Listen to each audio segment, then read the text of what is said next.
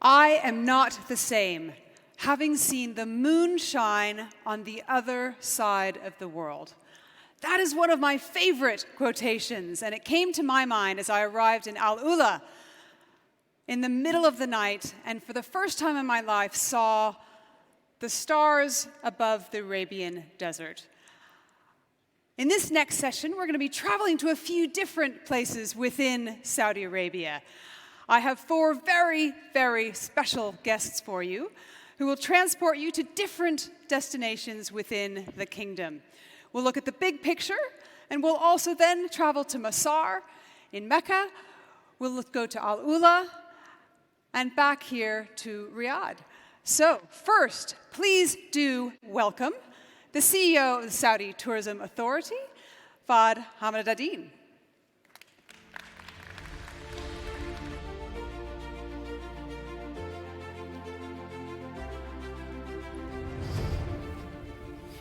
Greetings. How are you? I'm very good and delighted to be with you, Edie, and everyone here in the... It's a great turnout. Pretty Second good, day, right? afternoon, amazing turnout. Absolutely. So tell me, first of all, big picture, what is your dream for tourism in Saudi Arabia? I think it's not my dream. It's a dream of a nation that was well articulated by our exceptional leader, the Crown Prince. And maybe what is better than a dream is a vision. Because a vision is a dream with an action plan. So yes, we are dreamers, but it's coming from a vision. So we must be doers too. And I like to believe that we are big dreamers, but bigger doers as well. So tell me, what do you say? And sorry, maybe I didn't answer what is it that the dream is. Yep. I'll translate in simple words. As a person who's responsible for Visit Saudi, it's to deliver on the 100 million visits, getting this demand delivered. And I'm very pleased to see that just last month, the UNWTO reported the performance of the G20 destinations. They're all talking about recovery ranging 60%. Saudi is the only one of the G20 that is at 121%. Some may say... Congratulations. Some may say, rightfully so, you just started. So naturally, you're starting from a very low base. The answer is not. Inbound, we've always had millions of travelers for religious, business, visits, friends and family. So when we have over 14 million inbound visits, and now we exceeded right after the pandemic, in only 4 months, it's definitely a testament to a lot of hard work. Amazing. Well, what do you say to people when they say, is it just a desert? Well, desert, absolutely. But any desert? No, only epic. We're the home of the great Arabian dunes, absolutely. If you have watched Disney, we're also the home of the lost Arabian city, Agrabah. It's near to this premise. So yes, we are the home of the great Arabian dunes and the best deserts. But we're also enjoying a coastal strip on the one and only Red Sea that is rich with virgin, unexploited islands, coral reefs, marine treasures that is second to none for divers, sailors, yachts, cruises, and we're activating that. Our Giga projects, our flagship projects, are on that Arabian Red Sea strip. So a lot more to happen there. But the heritage and culture, I know my colleagues talking after me will tell you about their destinations and how our history goes thousands of years beyond Arabia. So yes, we are the largest home of Arabia. We are the birthplace of the Arabian language. And with that, we have diverse culture, topography, folklore, dance, you name it. And that shaped the diverse culture of people. And I would like to basically say, and it's not what I say, it's what I read by the end of every month when I review my KPI as Visit Saudi, the NPS, Net Promoter Score. What do people say? Because that's what will give me thermometer on demand. Everybody says the best of Saudi is the Saudis. And I think it is innate. Congratulations. And truly, when you talk about Arabian hospitality, this is the address because it's still raw. It's so genuine. Yes, we need to develop it, to finesse it, but the hardest part of hospitality is that generosity of time, effort. You know, you give it attention, and it's innate in our people. That's fascinating. So what else do tourists say when you're reading those reports? What else is really important to them? You mentioned that they love the Saudis. That's their favorite part. What else is important? Is it how they pay, how they get here? What else do you hear from them? I think there are three things that, maybe if I may sum them up into three. There are three areas that tourists care for the most. First is why would they travel? So before they talk about the experience, should I go or should I not? And I think the most rewarding travelers are those that will reward you for doing good for tourism. So those that are seeking authentic experiences, those that are seeking a true engagement, an immersive engagement in a culture, ensuring that these destinations are built with the lessons of the world. And to be honest, the pandemic gave us an opportunity. Nature was very kind to give us time to observe and learn from everybody around the world. And what tourists want is sustainable tourism. It's nicely said, easier said, very hardly delivered. So it's on us to commit to building what sustainable tourism is. And for that, people want these authentic experiences to come back with unforgettable memories. Then comes a seamless experience. And I'm glad to say that I just saw a report that said the visa platform, the e-visa platform, is the best, the fastest in the world. So if that's our starting platform in the journey, then that's a good, we're doing something right. We just announced an initiative by the Ministry of Hajj and Umrah in collaboration with the Saudi tourism ecosystem, a new platform learning from the pandemic on how to deliver a seamless experience for religious travelers. Mm-hmm. So with that, there is that seamless experience, clarity, and then they want delivery and of touch points, service quality, human interaction. And I think this is where the biggest investment that we're making in our human capital, to make sure that these great opportunities offered to the investors are delivered by the local human capital. I want to ask you about that issue around sustainability. You mentioned that it's really important for tourism and for tourists. Give me an example of what that looks like. How do you make an experience sustainable for a tourist? I think sustainability is multi-layered. First, it's the people. So be true to the community. It's community first before tourists. There are many destinations that went so, running after international tourists and forgot their local communities. So you start with your community. And if you do it right, the most rewarding tourists will reward you. Second, it is being authentic and true to what you have as a differentiator. People don't want to see more of the big names without naming them because they can find them everywhere. So yes, you need that in the city hubs, but what people are trying to do is explore. And what I mean by explore something authentic, it is really trying experiences that you might not be even able to explain to others. It's trying food that you cannot pronounce, and we have a lot of that. But then comes the environment. And I like to say that this is the most talked about, but the least acted upon, because it comes at a very high ticket price.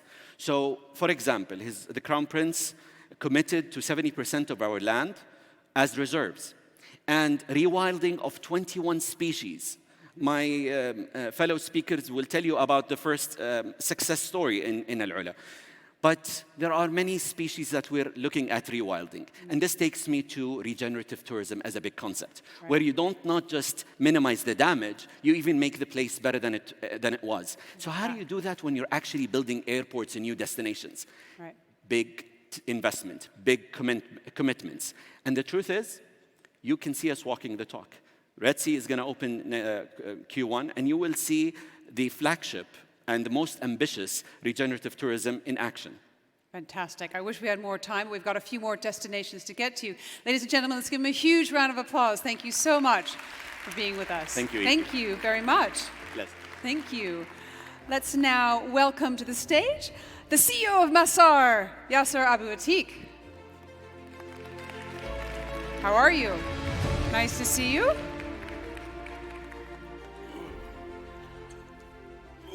So first of all, you've got to tell me, what is Masar? What does it mean?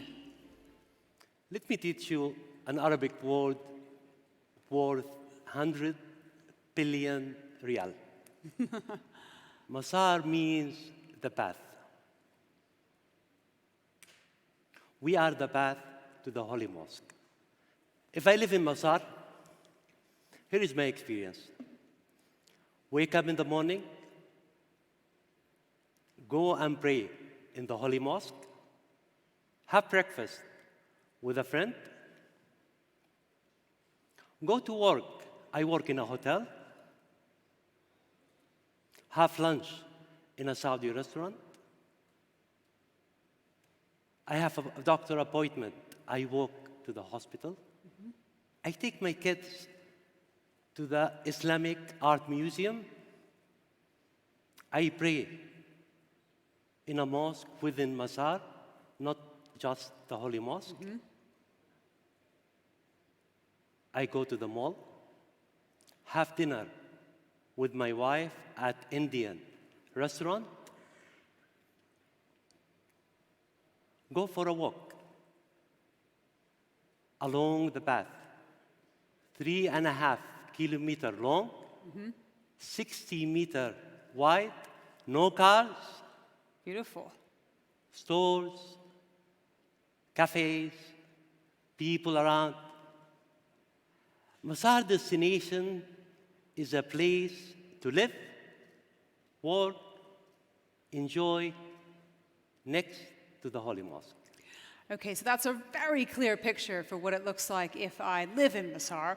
What about those folks who are visiting? You have millions of visitors every year making their dream journey. What will Masar feel like for them? It's an important question. You might have landed in King Abdulaziz Airport in Jeddah. You're familiar with the area. You decide to rent a car. While you're waiting for your baggage, you can pull out your phone, book your parking spot on the app in Masar, or you decide to take a train. Train station next to Masar. The first thing that will welcome you is Masar destination. As soon as you enter Masar, Masar will guide you where you want to go. The easiest possible way to your destination, whatever it is. Plenty of options. Visit a hotel. Go to a restaurant. Go to the mall. Take a taxi. Take a bus. Bus is available 24/7 within the destination. Or take a walk along that walking boulevard. No cars, no vehicle. While you're heading to the Holy Mosque, you can feel the spirituality the moment you enter Masar. Masar will tell you, what is the best time to visit the Holy Mosque? What time is the next prayer? So you can design the experience you want to have. It sounds amazing, and it sounds like an incredible experience as you journey to the Holy Mosque. Is there anything beyond that path to the Holy Mosque? We are everything you need. 24,000 hotel rooms, another 24,000 hotel service apartment. It's important in Mecca if you're visiting with your family. 13,000 residential apartment. I'm proud we are partnering with Kempinski. It's their first hotel in Mecca. Taj, it's the first hotel in Saudi Arabia. Hilton. And by the way, people on lower budgets are welcome in Masar. It's not only luxury hotel. When I travel to a new city, I want to stay in the hub, have everything within a walking distance. That's what Masar is. So you mentioned there 24,000 hotel rooms, another 24,000 hotel apartments, residential, 13,000 residential apartments. Are you building all of that by yourself? It's a very important question. We are not. We are looking for experienced investors in their field. Because we are touching a dream journey for 2 billion Muslims in the world. Each experienced investor is participating in this journey. We want to make sure all these experiences work together to complete their journey. We want people to complete their journey, enjoy it, feel safe, feel fulfilled. So you've done a lot of this already. Is there anything left? I think there's 1 or 2 investors here in the audience who might be interested in getting involved. Any more opportunities? We only invest 35 billion of the 100 billion, or 21% of the investment opportunities. Still, many opportunities. We will host 158 people when finished. Many ways to partner: residential, hospitality, healthcare, commercial, retail, infrastructure. It's a lot. Okay, so we've seen some amazing pictures behind us, and if you haven't already seen the model in the Ritz, I invite you to go see that as well. People come and visit in a year. What will they be able to do? You will be able to walk the 3.5-kilometer path. You can experience what is the path to the Holy Mosque is like. Grab a cup of coffee, have lunch, or walk around and enjoy it. Thank you so much for taking us through that destination. Ladies and gentlemen, let's give them a round of applause. Thank you so much. Please now welcome up on the stage with me, CEO for the Royal Commission for Al-Ula, Amr Al-Madani. Thank you so much. Welcome. So we'll travel now to Al-Ula. I want to ask you, first of all, if Paris is love and Milan is fashion, what is the word for Al-Ula? I think we all know it is the living museum. It's a journey through time where we go all the way from Saudi Arabia, prominent religious assets, Islamic assets, all the way to ancient kingdoms, prehistory, 250,000 years ago. It is an extraordinary place. How do you create a destination city? How do you do that? Thank you. It's been interesting 5 years. We exit our phase 1, 2023, so we're upcoming for the full test to compare against where we started. To me, a destination has been always envisioned by a lot of consultants to need a master plan. And I think a master plan has mostly, in a lot of projects, focused on the things we build with concrete and structure under the ground. To build a true destination, in my opinion, you have first to decide what brand your destination won't be, and ensure that you do everything you can to control that brand in the right bracket. The world is very noisy. People have a lot of choices, a lot of innovation for tourism around the world, so own the brand and get it right. And we did this in Al-Ula for the past couple of years. we now, as we test our brand understanding in our target markets, we see that people get it. They understand what they expect, and they travel for it. Number two, you have to make sure that the people in the city, or in what we call series of villages in Al-Ula, understand how to deliver this. So a lot of enablement, training, development, engagement, because buildings without people have no life. And number three, you have to make sure that engage the brands and providers of services only that share with you that value. So your F&B offer, your hotels, your experience design should all tag along to make sure your brand equity keeps engaging with time. And of course, after that, execute series of your large-scale capital programs to make sure that you're preparing for the uptake of visitor increased numbers.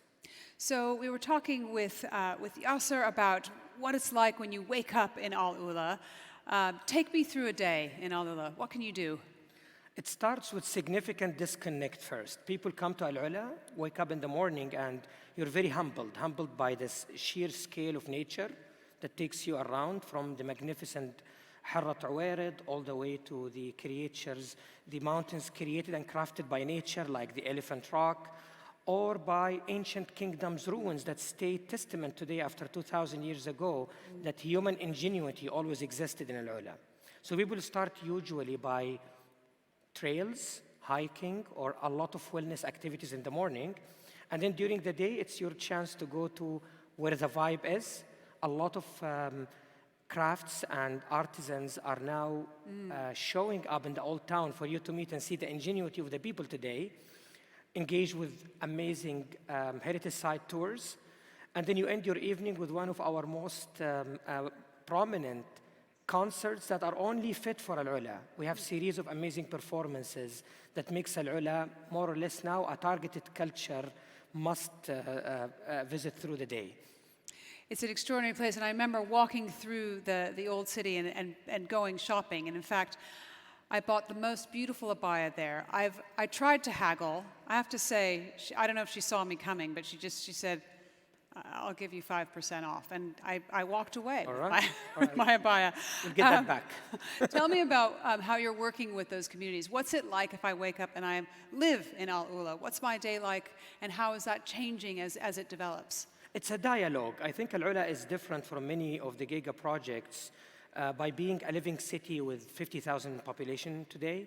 We have decided to take an approach where the community is not a recipient of the benefits of the project, but a participant in what the future of the project will be. So we've taken an extremely inclusive and iterative regenerative approach to how we reveal Al-Ula. That's why every year we sort of reveal the living museum galleries, or you can call them the districts, one by one. And we learn from the phases of the past and add to our chances to succeed for the upcoming phases. Community today in Al-Ula, we have noticed an increase on average income level, an increase in general aspects of quality of life, health, definitely, with a significant improvement. People who left their farms abandoned in Al-Ula are coming back. We're now addressing 15% of our GDP relates to agriculture industry. And you've all known that in FII today, the dates you're all trying are Al-Ula dates, actually. They're coming from farms in Al-Ula. These are premium dates that had no brand in the past. They were mixed with dates of Qasim, dates of Medina, and their value in the market was low just because of brand equity was low. Today, Al-Ula dates sell at premium in auctions. So ensuring that the various economic drivers in Al-Ula work in harmony, a destination can be created. You can't develop tourism and then become less resilient to cyclical nature of tourism. Right. COVID has shown us that if we build a destination now in Saudi Arabia and COVID, God forbids, happens again, and we go that low, then we haven't succeeded. Resiliency has to be so embedded in the way we deliver our services, products, shift conditions for entrepreneurs to thrive. If we don't do that well, we shouldn't call ourselves successful. We've taken a promise in Al-Ula that our economy and our tourism will be resilient, and the economics of Al-Ula will continue to grow, albeit slow if tourism dips happen. but won't flat out be out of the market. We heard at the beginning from Fahd about this idea of regenerative tourism and looking after the nature. Talk a little bit about how carefully you plan and how you look after the natural environment as you're developing. You know, Fahd started early by saying this is a very, very tough thing to do because the promise of sustainability is always much easier talked about than delivered. First of all, because it means a lot of things to too many people, and everybody has a different yardstick. To me, we have to ensure that what we're doing in Al-Ula, we believe that this dichotomy of development comes at the cost of nature, heritage, or people, and therefore we have to do CSR. I think this is so much 1980s, 1990s approach to business, like large corporate approach. To me, we have to make sure that conservation, whether it is nature, heritage, culture, or local community, is not an empathetic agenda. It's part of the business model. So the business model can only work if you do this right. And I'm going to go in a little bit of detail on this in a second. But unless you do this, you'll always have this idea of apologetic, meaning you will be rushed, and then you have to apologize, I should have done it better. Our business model in Al-Ula promises what we call authentic luxury. Because luxury is not marble anymore. It's not buildings. It's not fancy brands. Luxury is disconnect. Luxury is ability to have genuine experience with somebody and eating at somebody's home and being welcome beyond the screens and Zooms. And luxury is about buying art and craft from local artists. That cannot be achieved. The business model would collapse if you don't enrich your heritage sites and ensure that they remain to become relevant for the market. What we've done in Al-Ula, we've tagged our development as a living museum, and we promise that anything we build won't challenge nature. It may challenge it a bit during construction activities, as long as you are mindful of how you recover, but it won't challenge it. And you all know Mariah Concert Hall, which is our first asset, has done nothing but further enriching nature. So the only way to sustainability is to make the aspects of sustainability that you care about measurable financially in your business model, and therefore everybody will participate. Okay, I'd love to talk all day. I'd love to come back to Al-Ula. That's my official request for an invitation. Thank you so much for joining us here at Destination KSA. Thank you. All right, and finally, last but definitely not least, please welcome to the stage Group CEO of Diriyah Gate Development Authority, Jerry Inzerillo. How are you? Nice to see you. Thank you so much. Thank you. Assalamu alaikum, everyone. Welcome. So, Thank you.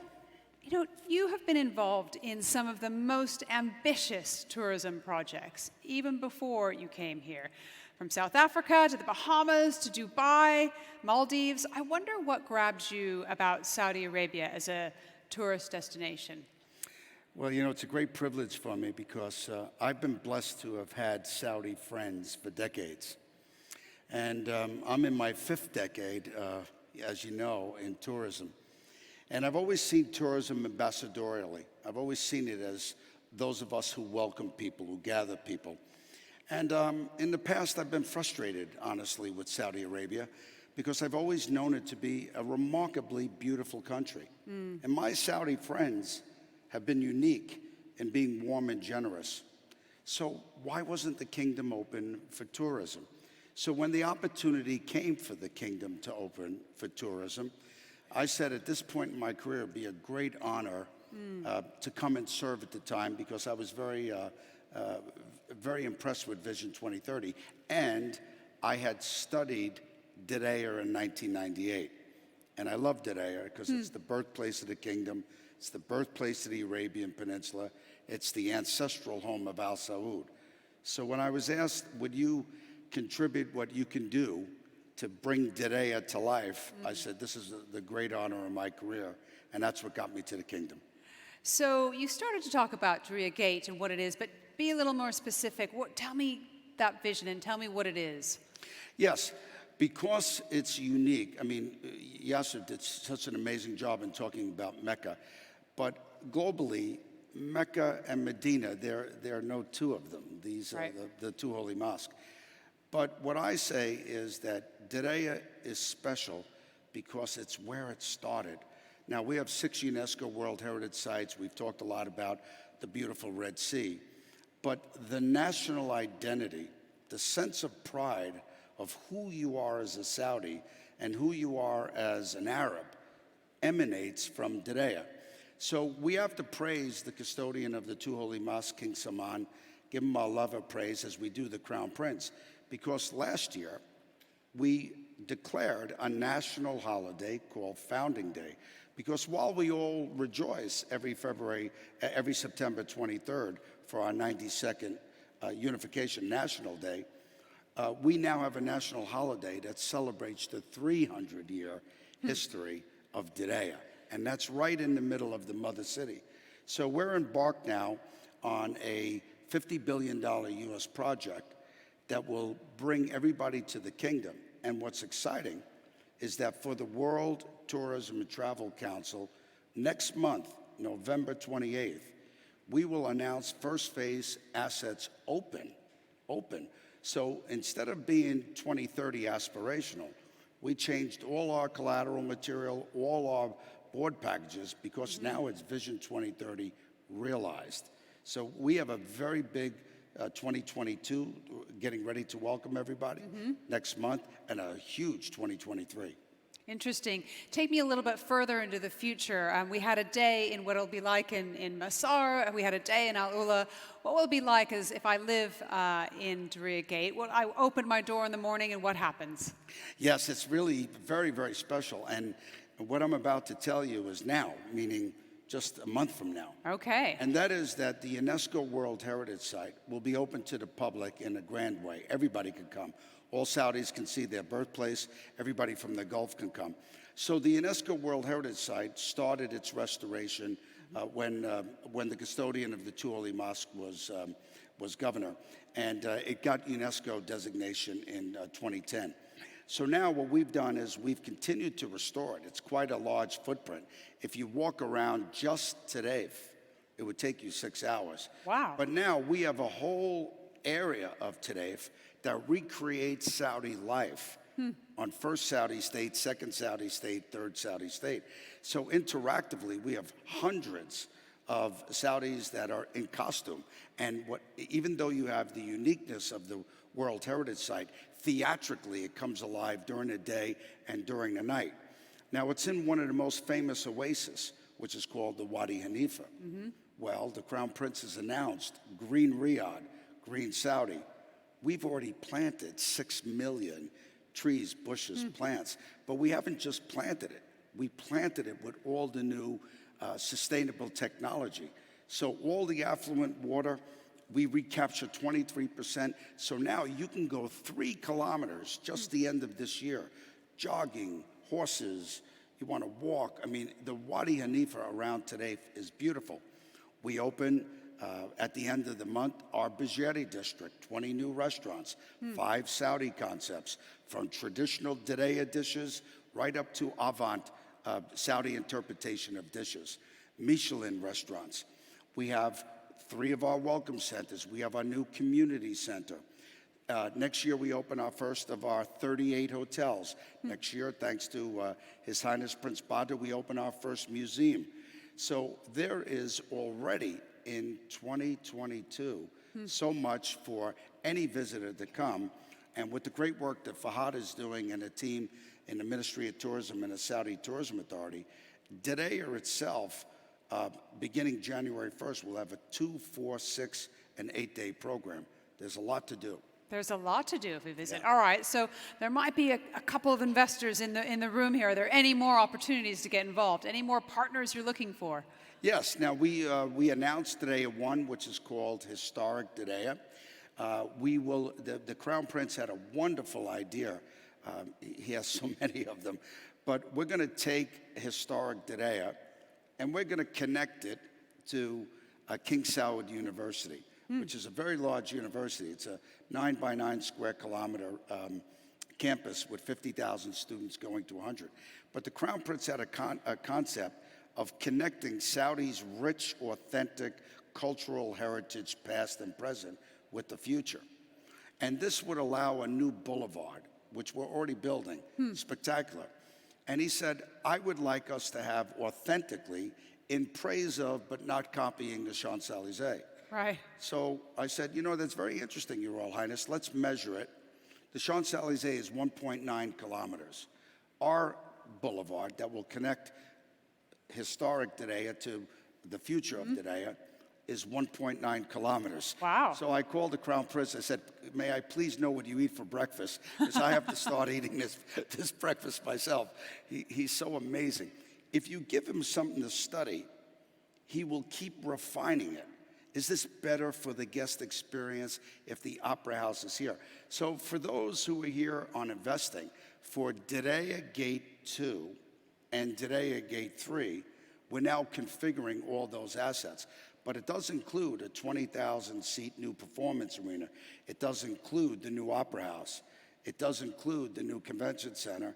And it does include Prince Badr's spectacular Kingdom of Saudi Arabia Contemporary Art Museum. These are all on a boulevard with fashion houses and cafes and art galleries with 20,000 residences. So you don't have to wait for 2030. All of this begins, we open assets, 2022, groundbreak and announce every single year to 2030. Wow, that is extraordinary. Thank you so much, Jerry, for talking us through that. Let's No, give him a thank round you. of applause. Only one Diriyah. You know, we say that. Only one Diriyah. Thank you. Thank you so much. Thank you very much.